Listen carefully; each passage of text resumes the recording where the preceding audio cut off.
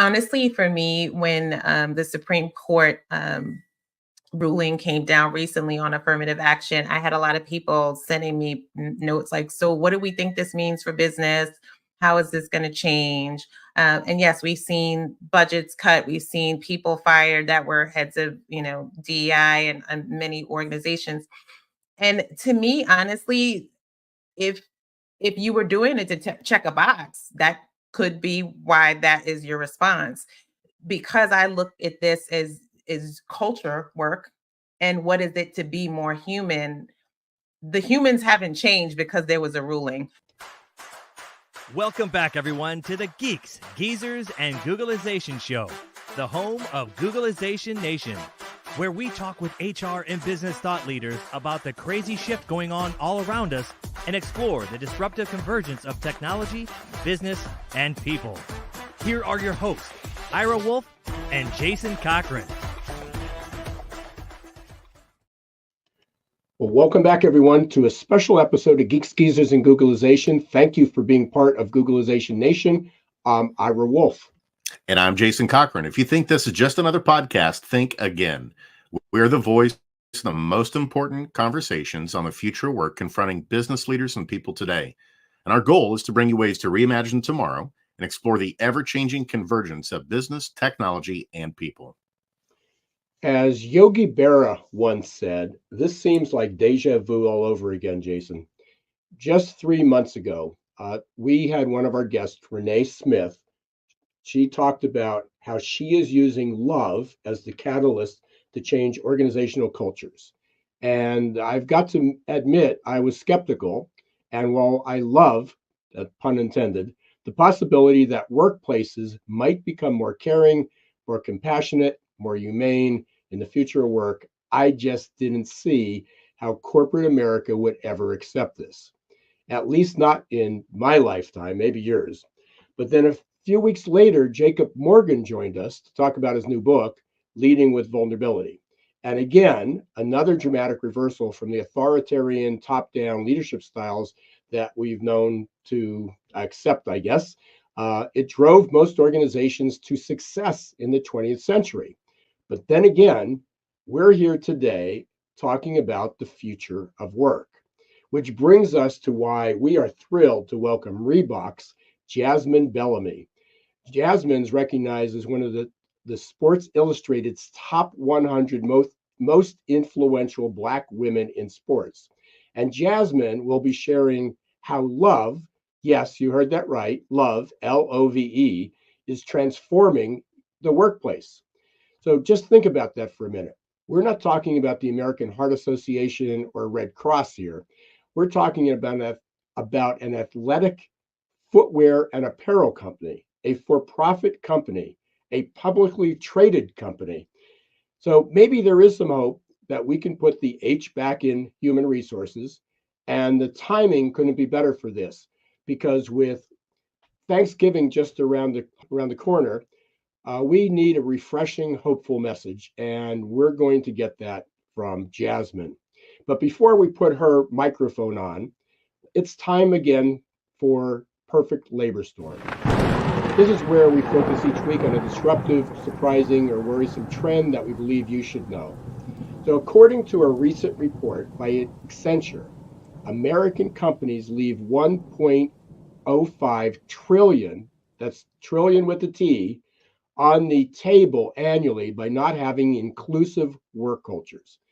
This is driven by the high cost of turnover, low productivity, and low employee engagement, which you hear us talk about all the time. The report highlighted some critical challenges for organizations. 68% of employers feel they have inclusive work environments where their staff can be themselves, raise concerns, and innovate without fear of failure. But guess what? Just 36% of employees agree. And then there's 76% of leaders say employees have good control over when, where, and how they work. But only 29% of employees agree. The proportion of employees who feel excluded in their organizations is 20%, 1 out of 5. But only 2% of leaders believe that. So here's the thing. Cutting this gap by half would boost global profits in the US alone by $3 trillion, not to mention higher workplace ambition and empowerment. So since nothing else seems to be working, and in many ways the old ways are making things worse, maybe a little love in the workplace will do the trick. Well, Ira, I love that message, pun intended. And I was lucky enough to hear Jasmine speak at CultureCon in Madison, Wisconsin back in August. And I knew immediately that our listeners needed to hear and learn from her. So I'm ecstatic that we have her today. As you mentioned, Jasmine's one of Sports Illustrated's top 100 most influential Black women in sports. She's dedicated her life to bringing the practice of love to transform workplace culture from the inside out.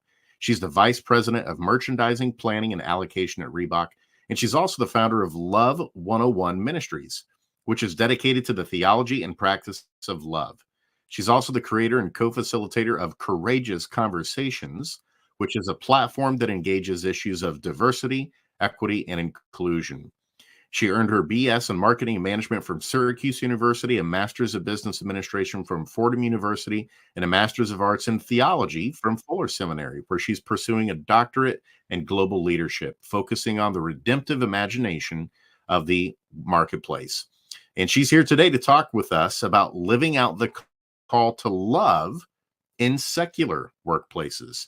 Seems like a good time to welcome Jasmine to the show and get things started today. So let's give a warm welcome to today's guest from Reebok, Jasmine Bellamy. Thank you so much. Good to be here. Jasmine, Ira has heard me numerous times bring up your name and things that you were sharing with us at CultureCon back in August, 3 months ago. So we are totally stoked to have you on the show today. Before we get to some of the meatier items about the work that you're doing, let's get to know you a little bit better first and help our listeners get to know you. Tell us about your journey of why you're so passionate about the work that you're doing now at Reebok, especially around love and DEI and belonging in the workplace. How did you get here? Yeah, thank you so much for the invitation and for that question. The interesting thing is I'm at a place where my life has converged. You know, I've shared a lot that recently that this role at Reebok is the first time that I've come to work as my full self in 30 years of my career. And it has been this really interesting opportunity where my 30-year retail career brought me into a particular door. But what was going on with me in terms of becoming a love practitioner and a joyful disruptor and a culture transformer, that all of that was happening at the same time and then converged at this moment when I was invited to lead change management under United Against Racism. And that's what really gave birth to Courageous Conversations. And life really has just transformed from that moment. And so, you know, why I'm so personally committed to it, I would say, is that I have gone through my own personal journey and seen how love has been a transformative force in my own life. And as I was creating a practice of love myself, I understood that it was not just an opportunity to transform my own life, but it was to transform my context and communities and organizations. And it was all fundamentally all rooted in love. And so what, so the audacious question that I seek to work through really is, what does it look like for love to transform any context? And the beauty is I had done it in my own life. Then I bought it to Reebok, and now I've watched Reebok transform. And so that's what's really pushing my doctoral work forward now, because I do understand that there's something happening here when we focus on helping people be the most loving versions of themselves and then transforming their context because of it. And now we have an opportunity where there's a both and happening, where both people and businesses can flourish. Jasmine, this is fascinating on so many levels, but one of them, I'm guessing for our listeners, is it's one thing to hear someone talk about love in the workplace, and maybe it's a smaller organization or it's a family-owned business. We're talking about Reebok. We're talking about corporate environment, and here you are coming in, instilling change, creating this type of environment. Can you take us behind the scenes a little bit of what that looked like and how you got started? Because I know our listeners are wondering that, of how that's possible in a corporate environment. It's not only Reebok, but we're talking about an organization that represents athletes, highly competitive. It's win-lose. Not there may be camaraderie, there may be friendship, not necessarily love associated with that.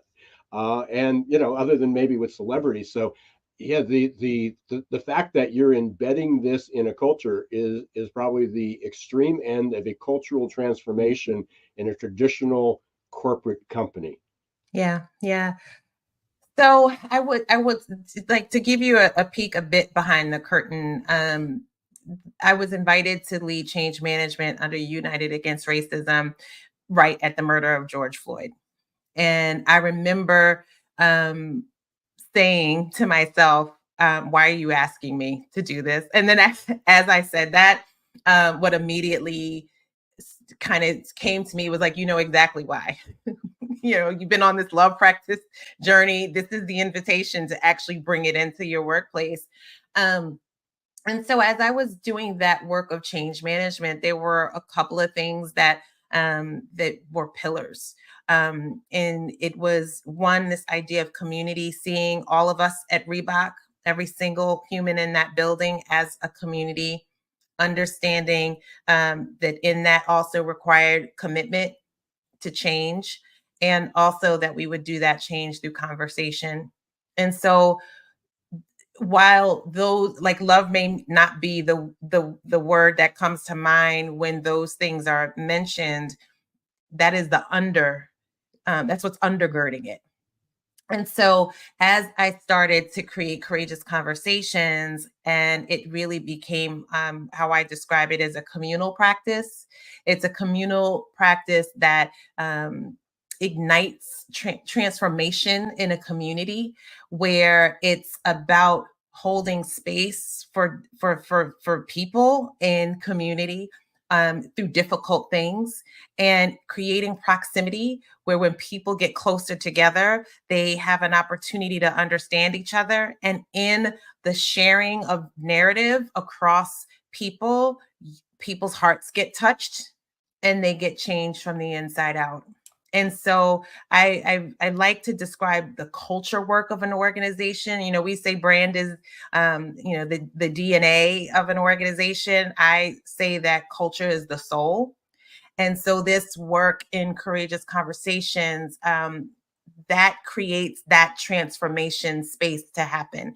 And so while we weren't necessarily always using the word love, that is a loving practice. And so that ability to hold people in the difficulty, the ability to listen, to posture ourselves as learners, to be open, to be vulnerable, really becoming emotionally stronger and more resilient. All of those things are what love is about. And so that's how we got there.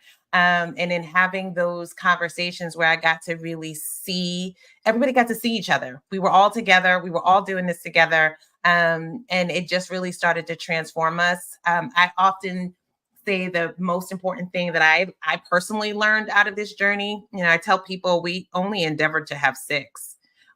I just did Courageous Conversation 23 at Reebok last week. So the community themselves has said, no, we're going to keep going. But what I learned about that journey is that it's about intercultural formation. We were learning how to be open to difference, to embrace other people, to see the value in other humans, and that's where the transformation happened. And that is all love. So that it was the foundation of everything that we did. And part of what I was doing was helping people practice it together at work. And the beauty is it didn't just transform work, it transformed how people showed up at home. It showed up how people, whether they were as parents or spouses, or in their community. It changed who they were fundamentally as humans. And then they went and changed their context wherever they went. Jasmine, that's awesome. And so let's dig a little bit deeper into the courageous conversations, because I'm sure a lot of our listeners are like, that sounds incredible. What is it exactly? Can you give us a few more details, maybe like the logistics of it? Is it something that happens like once a quarter? Is it whole group? Is it small group? Can you share a little bit more of context around what does that Courageous Conversations program look like at Reebok? Yeah. So Jason, you got to get a little bit of a glimpse. I gave y'all like a 10-minute version of Courageous Conversations at CultureCon. So in the beginning, when we did them, they were separated into 6 modules that were really walking alongside DEI training that was happening at the time. I just knew that what typically happens in that type of training, it's an intellectual exercise. And I knew that ultimately this wasn't an intellectual experience. And so we needed to create this space. So initially it did start out in a virtual space. So we were having them every couple of weeks because it was the six modules between October and through the end of January that next year. After we kind of got through that initial cycle, we did go to more of, I think then it was like every other month. Now we're more at a quarterly rhythm, but they've also transformed from the digital space into in person. And honestly, because our organization is all over the place, I prefer them because I think it's a better inclusive experience for all of us when we do them virtual. So the one we did last week was actually all virtual. And they last 90 minutes. When we first started, they were 60 minutes, and we learned really quickly we needed more space and more time. So they do happen in a 90-minute cycle. We tend to have them open up with a place for people to check in emotionally. So that they know where they are. Last week, when we opened up the conversation, we could acknowledge all the heaviness of life that is around us that would be showing up in this space with us and be able to name it. So whatever is going on in the world. So we always have an opportunity for people to check in. I use Slido as a tool often to create an interactive environment so that, it's funny, people do get a bit more courageous when they're in a virtual space, but being able to give a little bit of anonymity so people can really be vulnerable is also important. And so I have found that Slido, I've used it in every courageous conversation I've done for the past couple of years, because I do think it allows people who may not be feeling so vulnerable or able to be vulnerable yet, that it gives them another way to still communicate.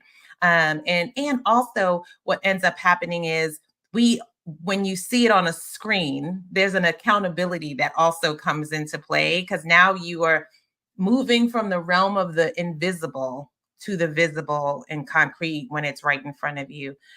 So yeah, so that's kind of how it works. But generally, we'll pick a topic based on whatever may be going on in our organization that we feel a need to kind of sit with. And sometimes, as I did in the example in CultureCon, I'll use a video that could be, or some kind of cultural artifact that might be a way to enter into the conversation, that we're all seeing something together, that we're processing together. And then from there, we really just open up into conversation. That's the beauty of Courageous Conversations, is that people will just share how something landed, what their experience with whatever the topic is for them, whether it could be unconscious bias, whether it could be microaggressions, whether it could be, we've had special Courageous Conversations dedicated specifically to we had the season of AAPI hate, that we could sit and be in conversation and talk about it and have people's voices heard, where people can then feel the strength of community around them to hold the difficult things.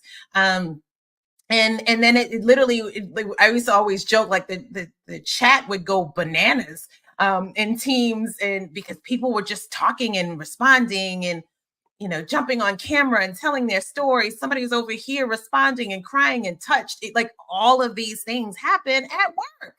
And that might seem unbelievable, but it has definitely become a rhythm and a practice for us, which has been really, really, it's just been beautiful to watch. And it doesn't mean that it's perfect, but what I get to do as a senior leader in an organization is I also get to hold us accountable to the org that we are aspiring to become. And so what does it look like for me to lead with love with my team? What does it look like for me to hold the organization in love and also hold my colleagues accountable for not creating fear from wherever they're sitting too? But courageous conversations is definitely, people have called it their, church or therapy at work, and it definitely can feel that way. But it is definitely, I definitely have created psychological safety. I'm grateful that my organization has entrusted me with that. That's not something I take lightly. But yeah, it's to really create a safe space, which I know we say a lot, but it's a container, right, to hold some really challenging things. And like I said, I've just watched it make us all better humans, and that's at the end of the day, that's what we're talking about. Is what is it to become better humans? Jasmine, I can't help but think just about what's going on right now in our country, well, around the world, but especially in the Mhm, country. mhm, The waves of anti-Semitism. So mhm, we still have racism, but we've moved to the anti-Semitism.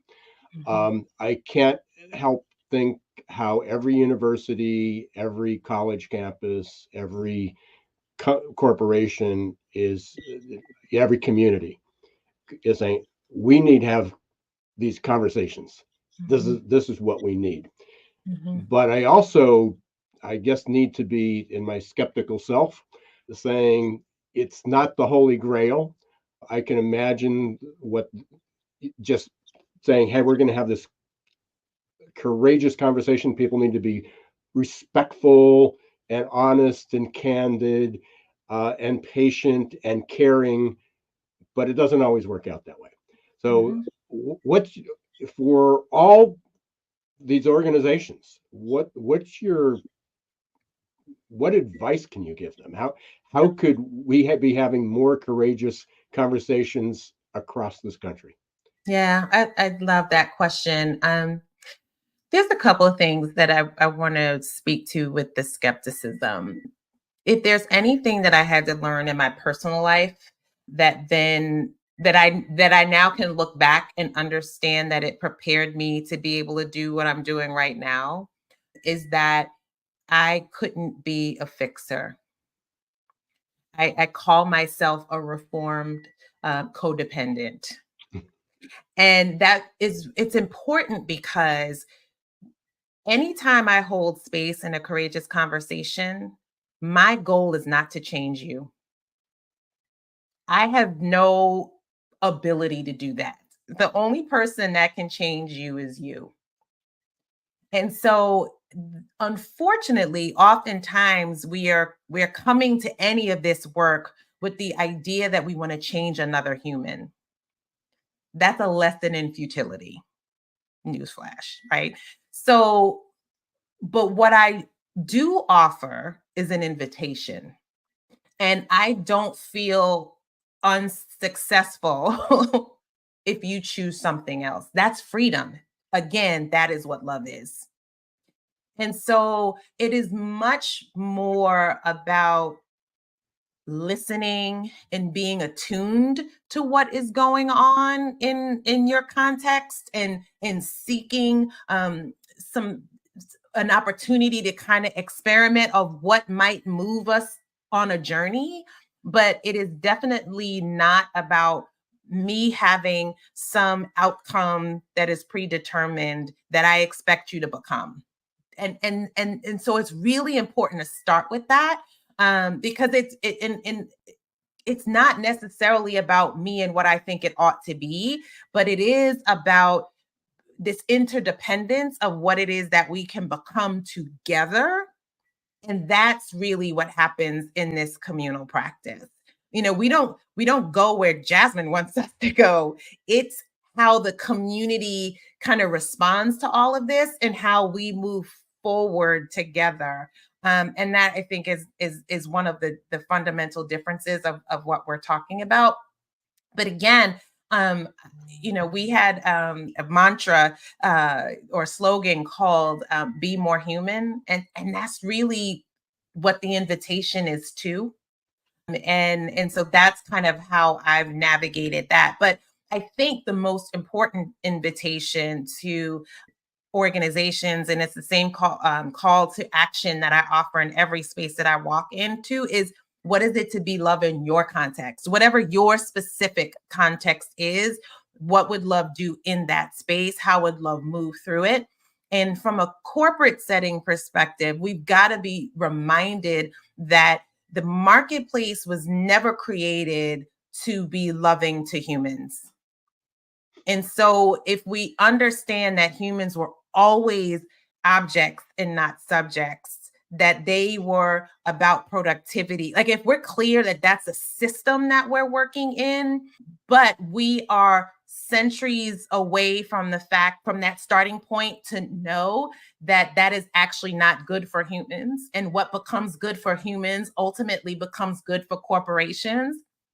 So what might it be to be countercultural in your environment, to be able to say, how do I change the value system of the way that we are, so that we can find a place that is a more loving system that can produce flourishing people and then produce a flourishing company? Because I think it's so critical that we not lose sight of what is happening contextually, in terms of the greatest rates of loneliness that we are experiencing. Those people are coming to work. Those lonely people are at work, and we can't forget about that. And so the way we used to do work doesn't work anymore. And so what does it look like to transform that system? And so my challenge, or my invitation, is what creative imagination can we bring when we're real and about what is happening, that we're not acting like this stuff isn't really happening. It actually is. There's data out that talks about that our work manager has more impact, or equal to or more impact on our mental well-being than like our spouses. Like, this is reality.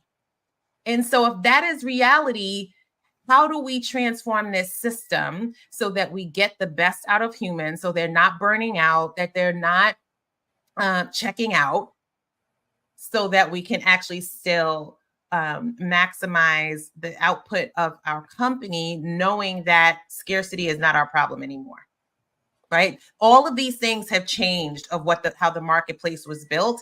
And so to me, it's this invitation to lead with love, a completely different way to transform your context through your leadership. So many brilliant insights in what you just shared there, Jasmine. I want to just get into one really quickly and corroborate it with some additional evidence from someone who else was at CultureCon with Gallup, Vibhas Radanji. I'm not sure if you had a chance to meet Vibhas when you were there. You both were phenomenal speakers. He was on the show a few weeks ago, and he said at Gallup, the biggest challenge that they get from the marketplace on their Q12 survey is the survey item that has to do with, do you have a friend at work?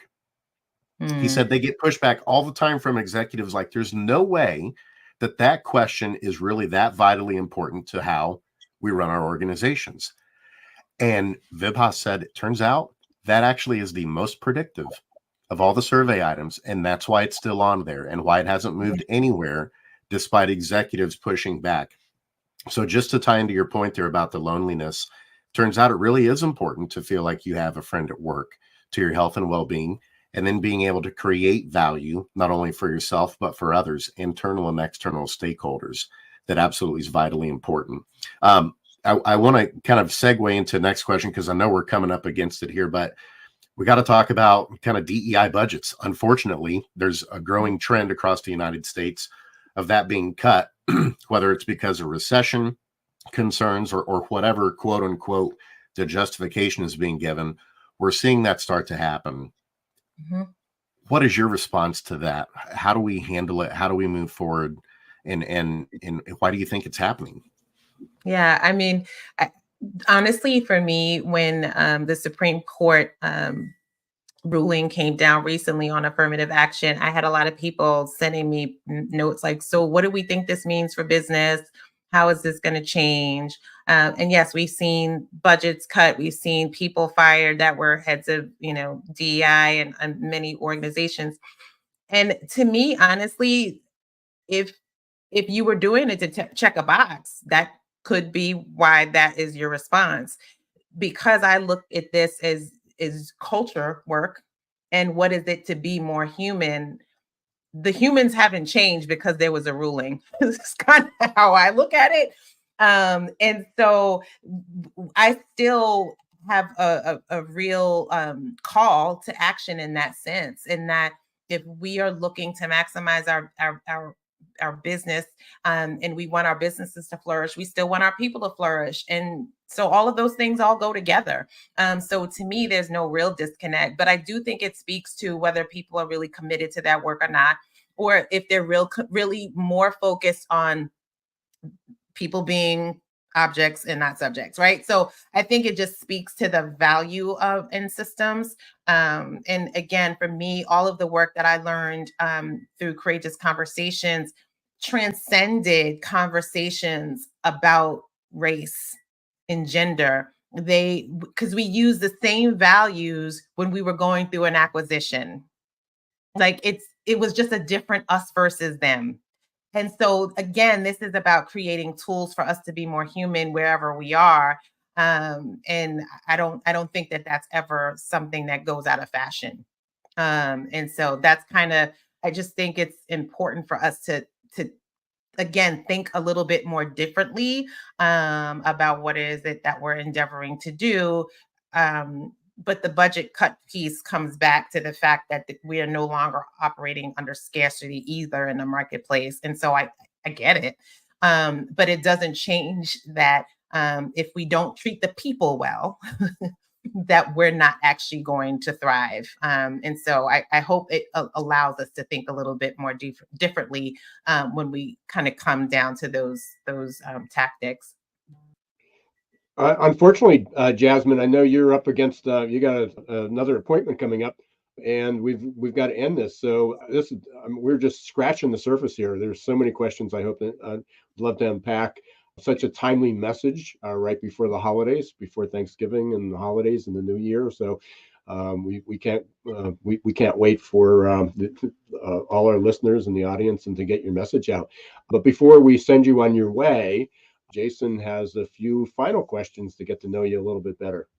Absolutely. So, Jasmine, it's lightning round time. Here we go. So, hopefully, these will be softball questions, but we just want to get to know you a little bit better and help our listeners do the same. So, let's start with this one.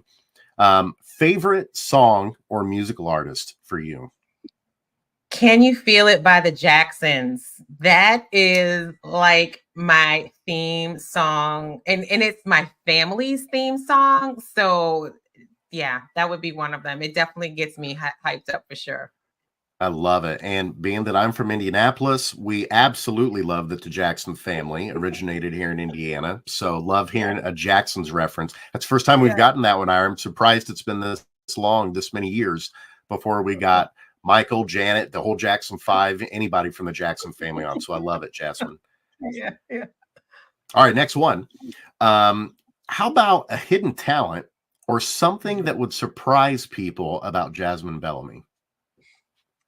That one's so tricky. I mean, it's funny because being a love practitioner is definitely something that people think is a little weird and odd.